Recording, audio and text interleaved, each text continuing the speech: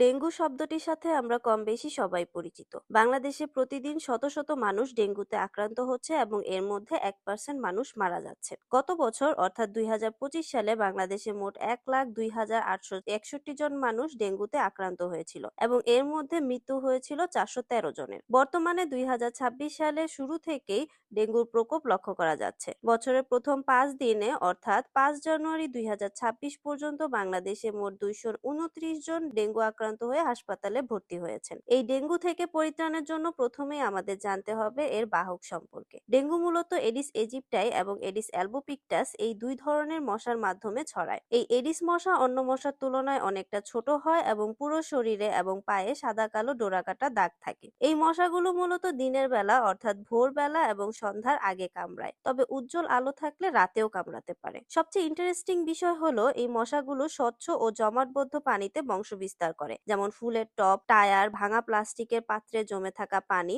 নির্মাণাধীন ভবনের ড্রাম বা চৌবাচ্চার পানি, এসি বা রেফ্রিজারেটরের নিচে জমে থাকা পানি। একটি গ্রাভিড এডিস মশা এই জমে থাকা পানির কিনারা ঘেঁষে ডিম পাড়ে এবং তা থেকে লার্ভা হ্যাচ করে। সেখানেই 4টি লার্ভাল স্টেজ পার করে এবং পিউপাতে রূপান্তরিত হয়। এই পিউপা থেকে 1 থেকে 2 দিনের মধ্যে অ্যাডাল্ট মশা ইমার্জ হয়ে উড়ে যায়। ইমার্জ হওয়ার 2 থেকে 3 দিন পরে স্ত্রী মশা রিপ্রোডাক্টিভ ম্যাচিউরিটির জন্য বিভিন্ন ধরনের হোস্ট থেকে রক্ত শোষণ করে। এর মধ্যে প্রধান হোস্ট হচ্ছে মানুষ। তাই মশা যখন আমাদেরকে কামড়ায় তখন মশার লালার সাথে আমাদের দেহে ডেঙ্গু ভাইরাসটি চলে আসে এবং বংশ বিস্তার করে বিভিন্ন উপসর্গ প্রকাশ পায়। এডিস মশা নিয়ন্ত্রণের জন্য সবচেয়ে উপযোগী উপায় হচ্ছে ব্রিডিং সোর্স নিয়ন্ত্রণ করা। বাড়ির আশেপাশে পরিষ্কার পরিচ্ছন্ন রাখা, যাতে কোথাও 3 দিনের বেশি কোনো পানি জমা না থাকে। প্লাস্টিকের পাত্র থাকলে তা উল্টিয়ে রাখতে হবে। দিনে বা রাতে ঘুমানোর সময় অবশ্যই মশারি ব্যবহার করতে হবে এবং শরীর ঢাকা থাকে এমন পোশাক পরতে হবে। পরবর্তী ভিডিওর জন্য লাইক, কমেন্ট এন্ড শেয়ার করে পাশে থাকুন।